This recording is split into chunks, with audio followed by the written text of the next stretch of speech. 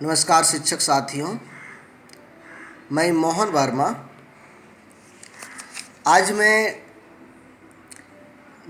DElEd के workshop based activities के बारे में कुछ चर्चा करने जा रहा हूँ। दोस्तों, आगे बढ़ने से पहले मैं आपसे रिक्वेस्ट करना चाहूँगा कि यदि आप मेरे चैनल पर नया हैं तो सब्सक्राइब करें और बेल आइकन बटन दबा के रखें। यदि आपको ये वीडियो पसंद आए तो लाइक करें और कमेंट करें। चलते हैं आगे। सबसे पहले आज मैं पोर्टफोलियो के बारे में कैसे बनता है पूरा बना करके मैं दिखाया हूँ। आप धीरे धीरे देखें। बाज़ार में इस तरह का कॉलम बना हुआ आता है, उसे भी आप खरीद सकते हैं, लेकिन अपने से जो आप बनाएंगे वो ज़्यादा बेटर होता है, ज़्यादा प्रभावी होगा, लोगों को अट्रैक्ट करेगा और अच्छे मार्क्स मिलेंगे। इसलिए बाज़ार में इस तरह का कॉलम बना हुआ नहीं खरीदें, आप खुद बनाएं। थोड़ा सा मेहनत लगेगा, लेकिन मेहनत का परिणाम आपको अच्छा मिलेगा, अच्छे मार्क्स मिलेंगे। इसलिए थोड़ा काम करने के लिए सोचें। सबसे ऊपर में विद्यालय का नाम रहता है, प्रखंड, जिला, उसके नीचे पोर्टफोलियो लिखा हुआ रहेगा। यहाँ से देखिए, यहाँ पर इधर आपको जिस बच्चे के बारे में यहाँ पर लिखना है, जिस बच्चे का पोर्टफोलियो बनाना है, उसका यहाँ पर हाल का खींचा हुआ फ़ोटो यहाँ पर चिपका देना है आपको। पहला टॉपिक छात्र छात्रा का नाम, जन्म तिथि, लंबाई, वजन, रक्त समूह, उसकी एड्रेस, पता जो है, ये सभी आपको जिस बच्चे का यहाँ फ़ोटो चिपकाएंगे उस बच्चे के बारे में सभी चीज़ें देते जाना है आपको। उस बच्चे का आधार नंबर, कक्षा, मैंने कक्षा 2 का, ये राजेश कुमार कक्षा 2 का है, मैं उसका लिखा हूँ। रोल नंबर, विद्यालय में प्रवेश की तिथि, जिस दिन वो विद्यालय में नामांकन किया वो तिथि, और प्रवेश संख्या, ये बच्चे का व्यक्तिगत डाटा हुआ। अब थोड़ा नीचे आ जाएं, यहाँ से पारिवारिक डाटा आ जा रहा है। पिता का नाम श्री अमन कुमार, उनका जो पिता का नाम है। माता का नाम, पिता की शैक्षणिक योग्यता, पिता की व्यवसाय, पिता की मासिक आय, माता की शैक्षणिक योग्यता, माता की व्यवसाय, माता की मासिक आय, परिवार में सदस्य संख्या, उसके परिवार के सभी सदस्यों की जोड़ लेना है और महिला पुरुष अलग कर देना है। मोबाइल नंबर, ये उसका बायोडाटा हुआ, उसके बारे में हुआ। जितने भी ये डाटा दिया गया है उस बच्चे के बारे में दिया गया है और आपको भी देना है। मैंने राजेश कुमार का बनाया हूँ, तो राजेश कुमार के बारे में जितने भी कुछ है सब उसका दिया हूँ।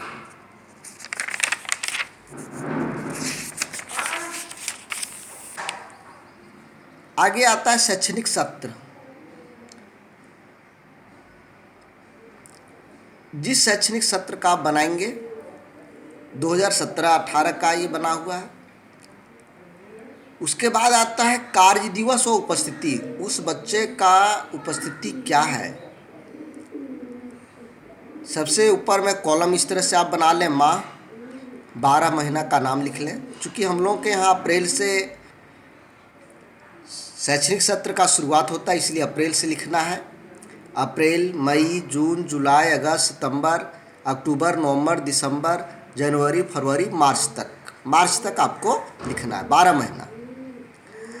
और कुल कार्य दिवस, विद्यालय का कार्य दिवस, जितने दिन विद्यालय खुला रहा बच्चों को पढ़ाने के लिए। यदि आप दूसरे काम के लिए विद्यालय खुला रखें उसको इसमें नहीं जोड़ना है। इसमें जिस दिन विद्यालय में बच्चों को पढ़ाने के लिए खुला रहा, विद्यालय बच्चों को पढ़ाने के लिए खुला रहेगा, उस संख्या को लिखना है। अप्रैल में 22 दिन खुला था, मई में 15 दिन, जून में 10 दिन, ये मई जून में गर्मी छुट्टी आ जाता है, जुलाई अगस्त, इस तरह से आपको 12 महीना तक का लिख लेना है। अब वह बच्चा कितना दिन उपस्थित हुआ, 22 दिन विद्यालय खुला रहा, उसमें 20 दिन उपस्थित हुआ, मई में 15 का 15 दिन उपस्थित रहा, जून में 9 दिन उपस्थित रहा, जुलाई में, ये एक आंकड़ा है जिसको साल भर में वह बच्चा उपस्थित कितना हुआ, आंकड़ा तुरंत देखने के बाद पता चल जाएगा कि वह बच्चा क्या करता है, नहीं कर रहा है।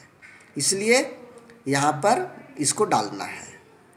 नीचे है, यदि आपका सरकारी स्कूल है तब ये कॉलम आएगा। यदि आपका सरकारी स्कूल नहीं है, बहुत सारे प्राइवेट स्कूल वाले भी कर रहे हैं, तो प्राइवेट स्कूल के लिए ये सब नहीं है। पोशाक यदि आप उसको दिए हैं निःशुल्क सामग्री के तौर पर, कब दिया गया है उसकी तिथि लिखिए, छात्रवृत्ति कब दिए हैं उसका तिथि लिखिए, पाठ्य पुस्तक निःशुल्क मिलता है उसका तिथि लिखना है। यदि आपका प्राइवेट स्कूल है और इसके जगह पर और कुछ दिए हैं या यदि नहीं देते हैं तो इसको लिखने की ज़रूरत आपका नहीं है। उसके बाद आता है शैक्षिक गतिविधियों में रुचि प्रदर्शन। 10 तरह का शैक्षिक गतिविधि विद्यालय में मूल्यांकन के लिए देखा जाता है।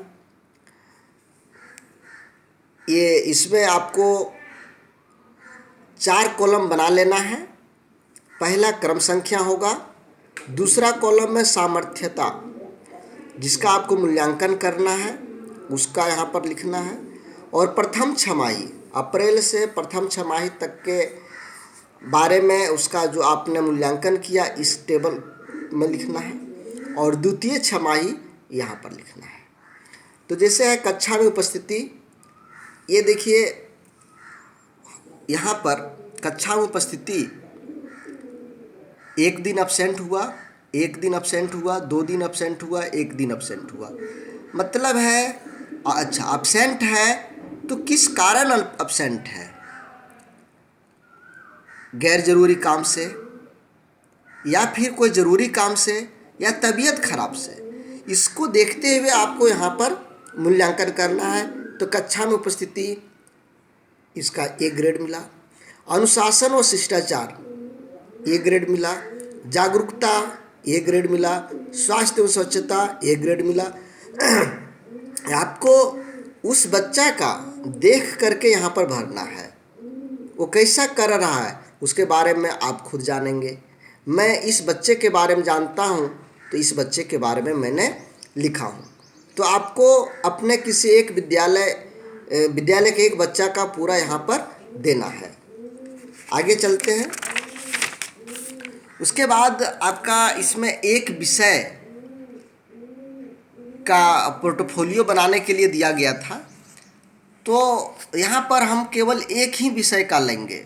सभी विषय का यूँ तो बाज़ार में मिलने वाले जो इसका परफॉर्मा मिल रहा है उसमें सभी विषय का लिखा हुआ है, लेकिन आपका जो पाठ्यक्रम है जो आपको करना है वहाँ वर्कशॉप में, उसमें एक ही विषय का दिया हुआ है, इसलिए केवल एक विषय का ही यहाँ पर डिटेल देना है, दूसरा तीसरा विषय का नहीं। तो सतत एवं समग्र मूल्यांकन प्रपत्र ये प्रथम छमाही का है। इसमें 4 चरण होता है, प्रत्येक 1.5 माह के अंतर्गत लगभग 45 दिनों के अंतराल में ये आपको करना होता है। तो 45 दिन करके करेंगे तो 6 महीना आपको 4 चरण करने में लगेगा। इसमें हिंदी विषय में किन किन चीज़ों का मूल्यांकन हमको करना है, पढ़ना, लिखना, उच्चारण करना, हस्तलेख, सुनना और बोलना। यहाँ पर आपको तिथि देना है। अप्रैल में सत्र का शुरुआत हुआ तो मई गर्मी छुट्टी के पहले, ग्रीष्मावकाश के पहले आपको चरण 1 का इवैल्यूएशन कर लेना है। तो चरण 1 यहाँ पर मैंने 14/5/17 को किया, जिसमें उसे ग्रेड जो आया यहाँ पर मैंने लिख दिया। ये इवैल्यूएशन करना, सतत एवं समग्र मूल्यांकन ये करने का एक लंबा प्रोसेस है। उसको यहाँ पर मैं यदि चर्चा करूँ तो वीडियो बहुत लंबा हो जाएगा, इसलिए मैं यहाँ चर्चा नहीं करना चाह रहा हूँ। तो आप इवैल्यूएशन करेंगे और जो आपको आएगा वो यहाँ पर दे देना है। फिर 1.5 माह के बाद यहाँ पर करना है, फिर ग्रेड जो मिला। इस तरह से यहाँ पर हम एक चीज़ देख रहे हैं कि सी से उसका ग्रेड अच्छा होते जा रहा है। आप देखें सभी सामर्थ्यताओं में आगे का ग्रेड अच्छा होते जा रहा है, मतलब इस लड़के का विकास हो रहा है, डेवलपमेंट हो रहा है। तो ये इसीलिए बनाया जाता है कि एक देखने के बाद उस बच्चे का ये पूरा नक्शा है, उसके बारे में पूरा हिस्ट्री लिखा हुआ है कि क्या है, नहीं क्या कर रहा है, नहीं कर रहा है। इसी तरह से आपको दूसरी छमाही में भी करना है चरण। इसमें भी 8 चरण होंगे, 4 चरण, ऊपर में 4 चरण हुआ और नीचे दूसरा छमाही के लिए 4 चरण होगा।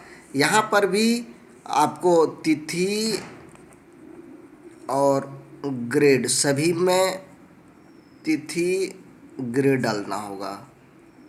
तिथि ग्रेड, तिथि ग्रेड। अब यहाँ पर इसको जो आपने दिया, ये तिथि जब मूल्यांकन किए वो मूल्यांकन करिए।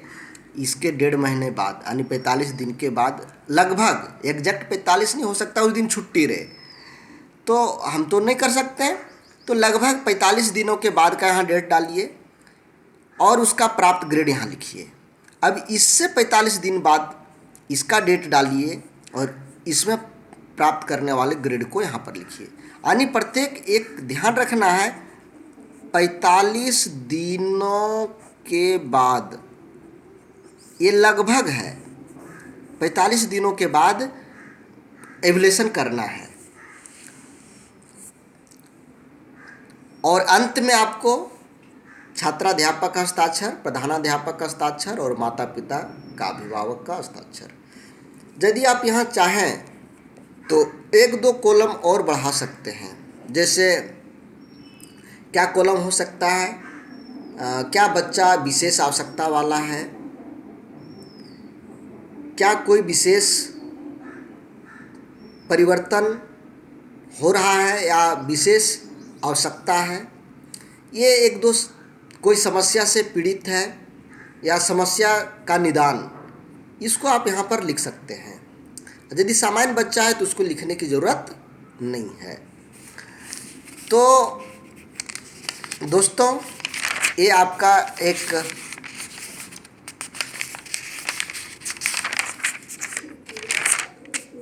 पोर्टफोलियो था, जिसको आप कैसे बनाएंगे उसके बारे में मैं दे दिया हूँ। मैं नेक्स्ट वीडियो में आपका प्रश्न पत्र कैसे बनाना है, उसका ब्लूप्रिंट कैसे रहेगा, और एक प्रश्न पत्र तैयार करके मैं आपको दिखाऊंगा। चूँकि उसका 24 नंबर है आपका, और 24 मार्क्स बहुत कम नहीं है, बहुत ज़्यादा मार्क्स है, इसलिए उसे कर लेना, करके सीख लेना बहुत अच्छा है। तो आप मेरे नेक्स्ट वीडियो का इंतज़ार करें। यदि आपको वीडियो अच्छा लगे तो लाइक ज़रूर करें। आपका लाइक मुझे अच्छा करने के लिए प्रेरणा देता है, इसलिए लाइक ज़रूर करें, ये मेरा रिक्वेस्ट होगा आप लोगों से। आप लोगों को बहुत बहुत धन्यवाद। Thank you.